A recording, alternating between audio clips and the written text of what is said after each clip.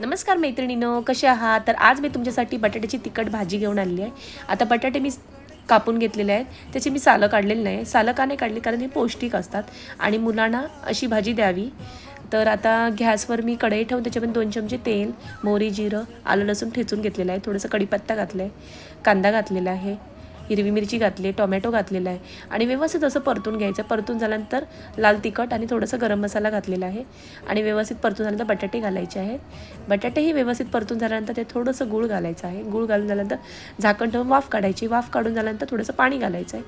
पाणी घालून झाल्यानंतर वाफ काढायची परत आणि शिजलेल्या आहेत बटाट्याची भाजी. तर तुम्ही याच्यात खोबरं घाला आणि कोथिंबीर घालून तयार आहे झटपट अशी बटाट्याची भाजी. तर तुम्ही ह्या पद्धतीत अशा प्रकारे बटाट्याची भाजी नक्की करून पहा, तुम्हाला नक्की आवडेल आणि मुलांच्या टिफिनसाठी तर योग्य आहे ही भाजी.